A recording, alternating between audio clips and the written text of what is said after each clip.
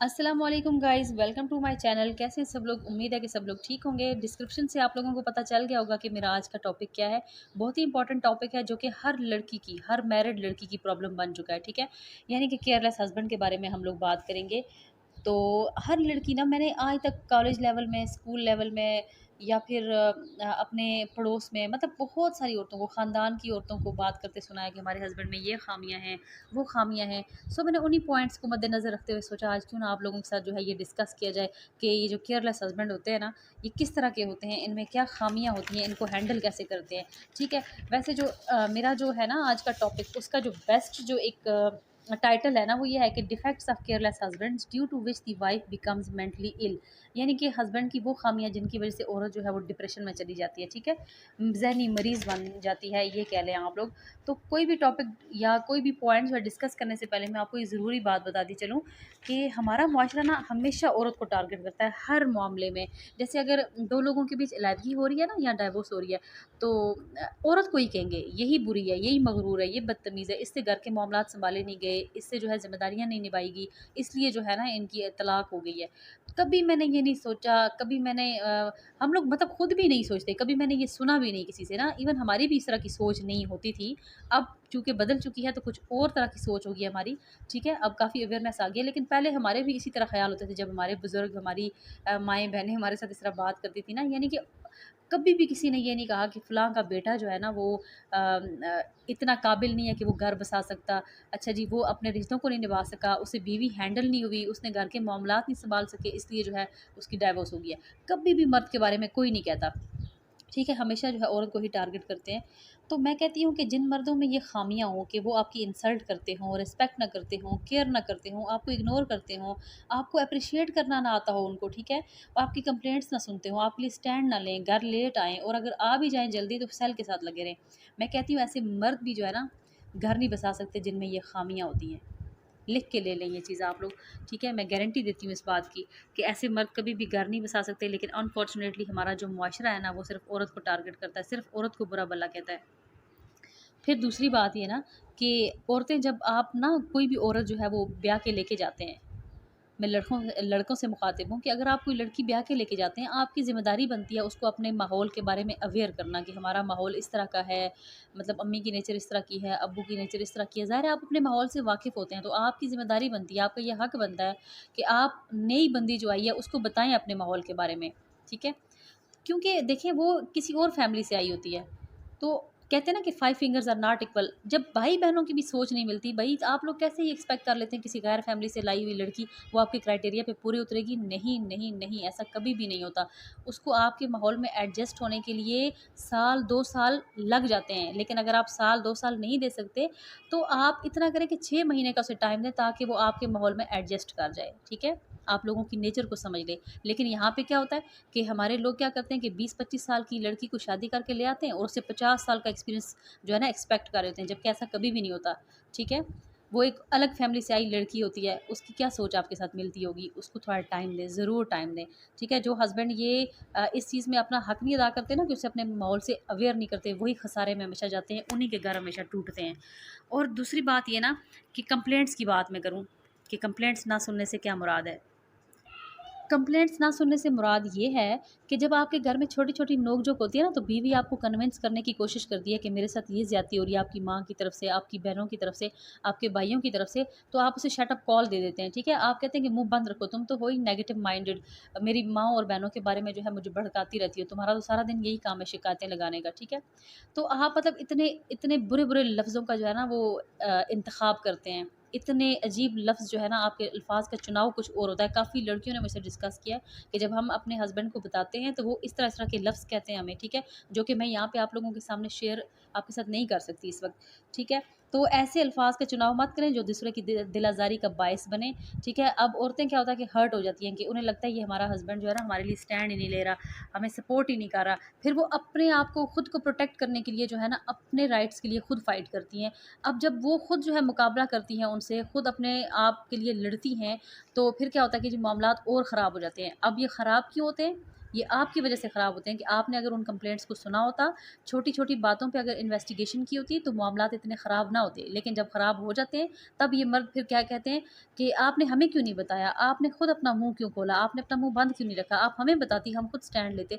जबकि वो लेते नहीं हैं। जब आपको बताया जाता है आप नहीं स्टैंड लेते, लेकिन जब मामलात बिगड़ जाते हैं, लड़ाई झगड़े हो जाते हैं, तब आप कहते हैं कि हमें बताती ना। ठीक है, हम खुद स्टैंड लेते, आप लोग नहीं लेते, इस वजह से तो ये चीज़ें हो जाती है ना। ऐसे तो थोड़ी ना होती। यहाँ पे भी ज़िम्मेदार लड़के होते हैं, लेकिन फिर कसूरवार बीवी को ठहराते हैं कि तुम ऐसी हो, तुमसे कोई रिश्ता नहीं निभाया जाता। तो ऐसे नहीं करना चाहिए। फिर तीसरा पॉइंट है कि अगर जो लड़के अपनी माँओं और बहनों से दिन रात ट्यूशन लेते हैं ना रेगुलरली, ठीक है, कोई क्लास मिस नहीं करते, तो वो अपनी बर्बादी के ज़िम्मेदार खुद होते हैं। आपको चाहिए कि आप जो है ना मुनासिब बात करें, जितनी ज़रूरी है उतनी बात करें। आप क्यों बीवी का टॉपिक जो है बीच में ले आते हैं? ठीक है, अगर उनको कोई इशू है, कोई ज़्यादती है आपकी बीवी की तरफ से, I do respect parents, but when you get Mary तो आप लोगों को थोड़ा और एंगल से सोचना चाहिए। ठीक है, आपको इंसाफ का मामला इख्तियार करना चाहिए, ना कि बीवी की दिलाजारी करनी चाहिए, ना अपनी माँ की या बहन की दिलाजारी करनी चाहिए। ठीक है, मैं किसी के अगेंस्ट नहीं हूँ। मैं ये कह रही हूँ कि अगर आपको जो है ना कंप्लेंट्स की जाती हैं, आप उनको सुने, आप इन्वेस्टिगेशन करें, इन्वेस्टिगेशन के बाद जो है इंसाफ का मामला इख्तियार करें। ठीक है, ये ना करें कि आप अपनी बीवी की तजलील करें और अपनी फैमिली को प्रायोरिटी दें। इससे ये होगा कि आपकी बीवी के सर पे सवार हो जाते हैं वो लोग। वो आपकी माँ, आपकी बहनें होती हैं, आपकी बीवी की बहनें नहीं होती, आपकी बीवी की माँ नहीं होती कि वो उसको अपनी बच्चियों की तरह ट्रीट करेगी। याद रखिएगा कि कभी माँ जो है, कभी जो है ना, जो बहू होती है ना, वो कभी बेटी नहीं बन सकती, और जो सास होती है ना, वो कभी माँ नहीं बन सकती। क्यों मर्द ये चीज़ भूल जाते हैं? उन्हें लगता है हमारी माँ है तो ये हमारी बीवी की भी माँ बन के रहेगी। ऐसा कभी भी नहीं होता। नेचुरली ये चीज़ें हैं कि ये ऐसा नहीं हो सकता। ठीक है, फिर उसके बाद मैं आपको बताती चलूँ कि जो मर्द हज़रात ये करते हैं ना कि किसी के पेरेंट्स इस तरह के होते हैं जो कहते हैं कि जी आप अपनी बीवी को ना हमारे हैंड ओवर कर दो, हम खुद इसे सँभालेंगे, हमें एक्सपीरियंस है।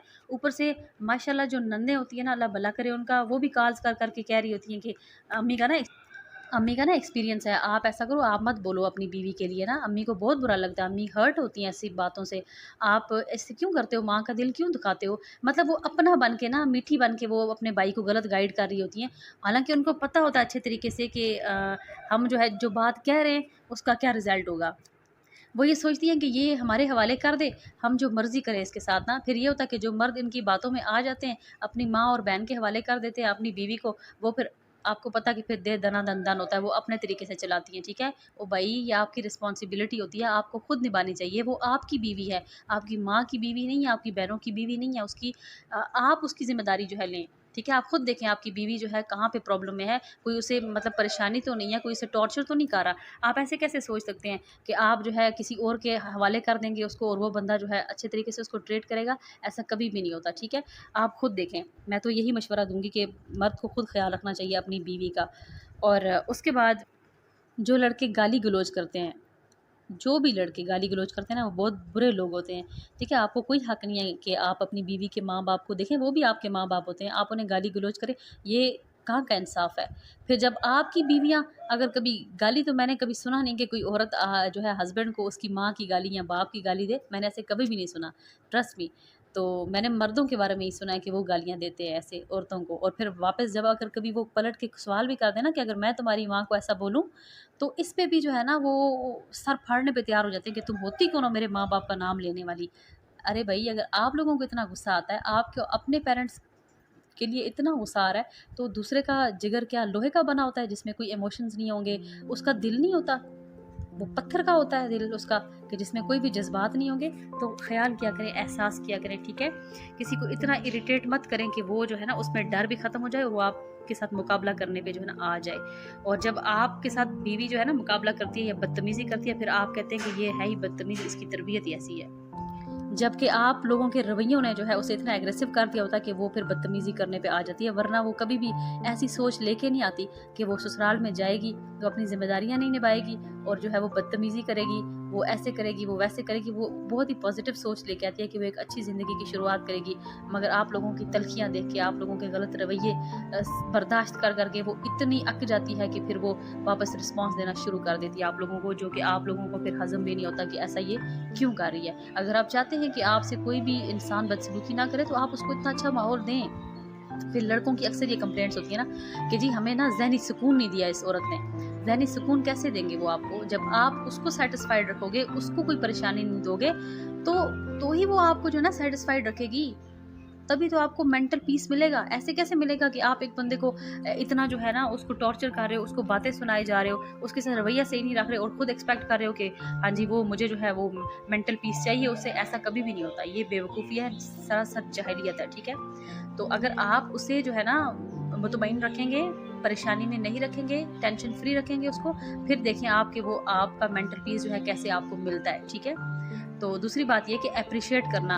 अक्सर मर्द कहते हैं कि अगर हम एप्रिशिएट करेंगे अपनी बीवी को तो ये हमारे सर पे चढ़ के नाचना शुरू कर देगी। सर पे इतनी जगह होती कहाँ है जहाँ कोई नाच सकेगा भाई? अक्सर लोगों की यही सोच है, ठीक है, कि हमारे सर पे चढ़ जाएगी, फिर उतारनी मुश्किल हो जाएगी।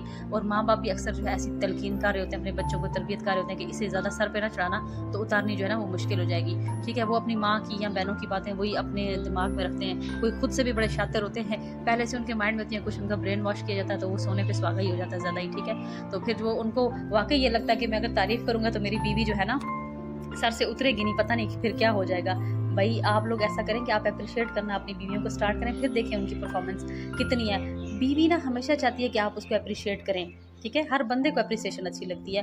तो आपकी बीवी जो है ना वो ज़्यादा एक्सपेक्ट करती है। वो आपके लिए देखें, अगर आप उसे सेटिस्फाइड रखेंगे, उसे खुश रखेंगे ना, उसकी तारीफ करेंगे, तो आपकी नस्लों को ना वो आगे जाके बहुत संवारेगी, आपके घर को संवारेगी। अगर आप तारीफ नहीं करेंगे, टेंशन में उसे रखेंगे ना, तो यकीन माने कि फिर आपके घर का निज़ाम ख़राब ही रहेगा। आप टॉर्चर करके किसी इंसान से ज़बरदस्ती काम तो ले सकते हैं मजबूरी में, लेकिन अपना वो सुकून नहीं ले सकते जो आप एक्सपेक्ट कर रहे होते हैं कि आपको मिलना चाहिए या आपको मिले, ठीक है? वो आपको कभी भी नहीं मिलेगा। मुझसे लिख के ले लें।